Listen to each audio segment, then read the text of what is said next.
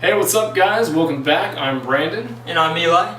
And so in this particular video, we're going to go over installing the motherboard into the case and then attaching some of the wiring that's in the case to the motherboard itself. Alright, so Eli, if you'll get the camera for us, please. Will do.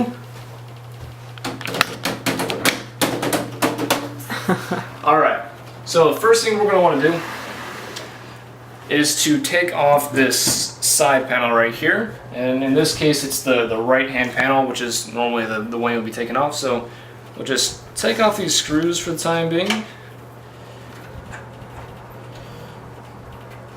Easy enough. Simple enough. And I already loosened these with a screwdriver, so as you can see it's... Go ahead, let me zoom in. Oh, right there. Boom. Alright, so as you can see, that's Phillips head screwdrivers for those. They were pretty tight on there.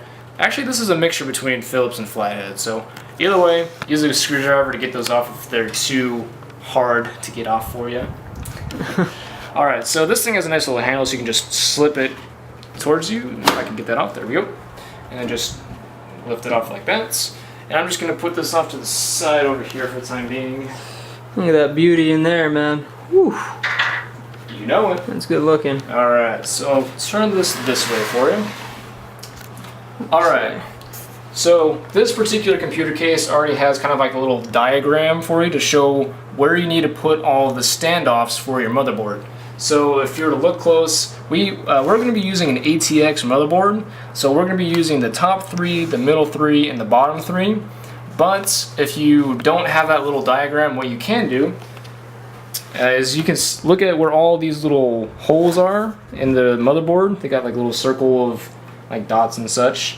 What you can do is lift this up, and you can basically just kind of put that in there and just kind of line it up. Just kind of line it up, right?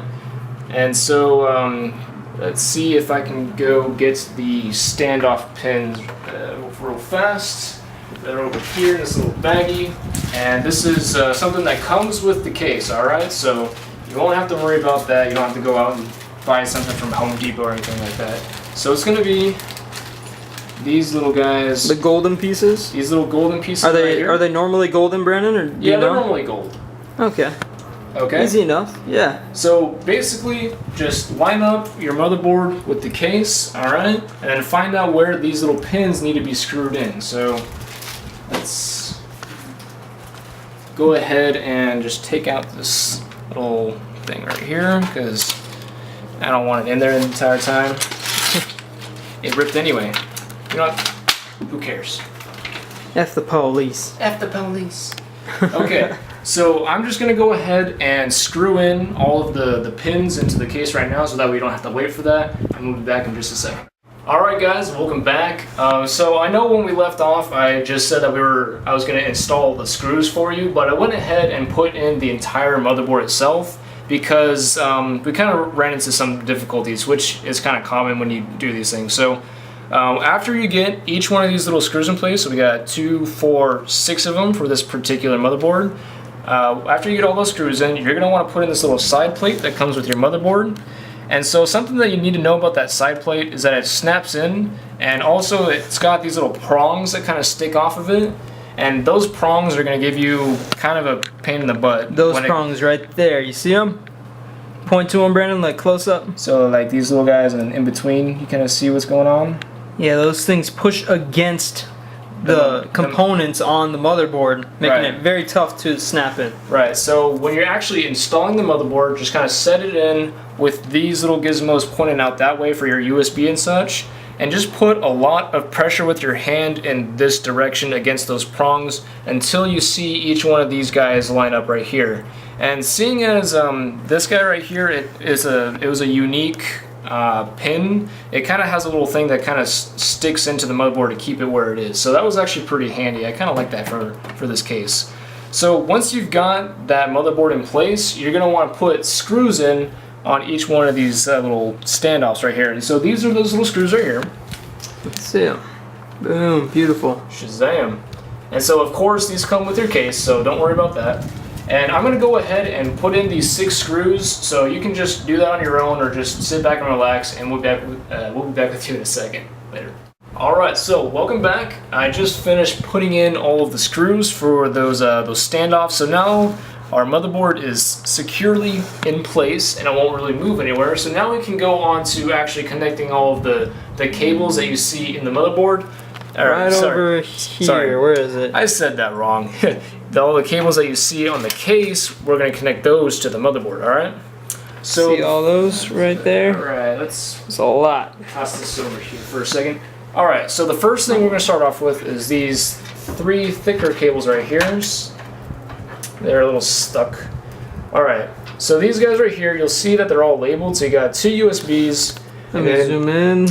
2 USBs and then you have an HD audio, and connected to that you have an AC97.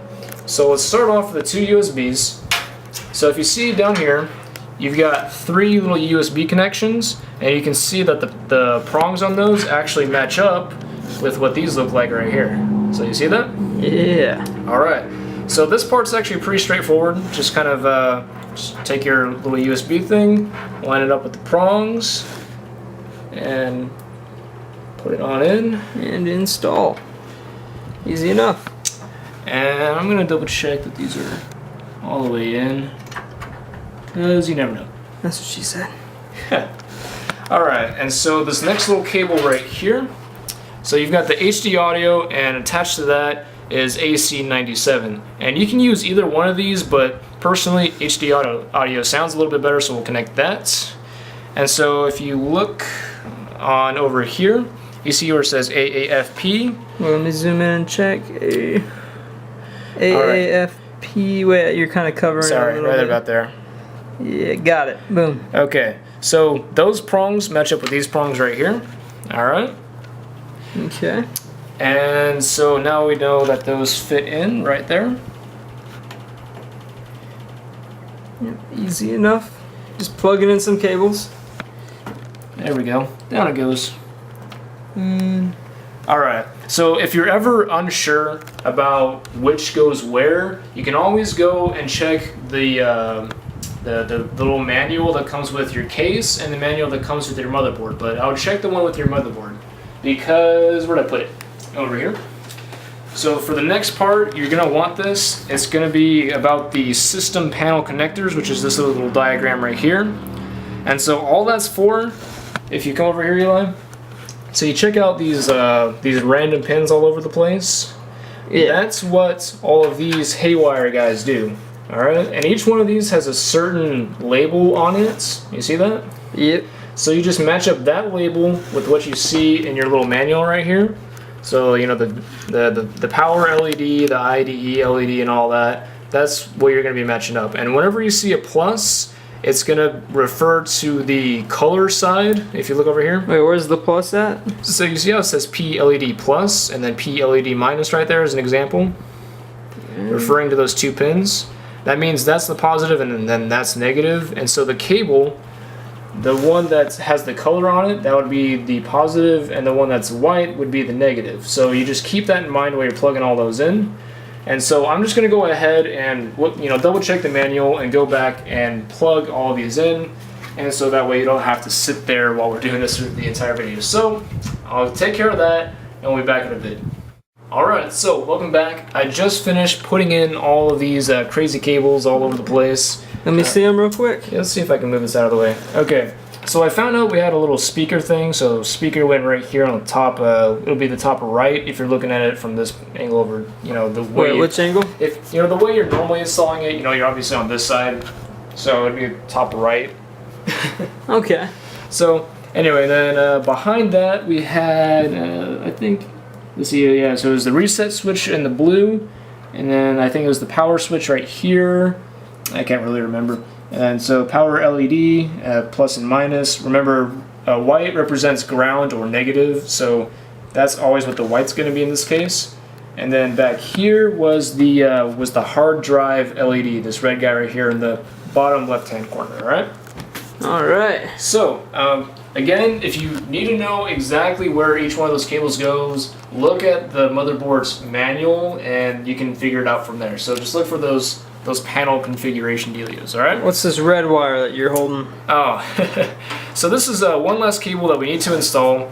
This particular case comes with a front port SATA connector. What is a SATA? Well, the SATA connector is meant for hard drives. So if you have some sort of external hard drive that uses SATA, you can basically connect it to the front of this particular computer. What does that port look like? Let's see. Right here. Okay, easy enough. And so SATA is easy enough to tell from all the other ones because it's got like that little drop down there on the side right there. Oh, okay. Alright. And so that makes it easy to match up. So you see we've got, in this particular motherboard, we've got 1, 2, 3, 4, 5, 6 little SATA connection ports. So we can just choose whichever one we want. And personally, I'm not going to be using that front port SATA, so I'll just put in this last one right here. Ta-da! Alright. And so one last thing, you'll see these guys down here. Oh, here, let me get a better angle. Get over there, Eli. Okay, so you see these guys right here. These are the power connectors for the LEDs that are in the fans. Yes, this case has LEDs in the fans, which is tight. And so they very kindly put them all down here for us. So when we actually go to install the power supply, we'll go into connecting all those connections. But until then, we're going to move on to installing the graphics card and the wireless PCI cards.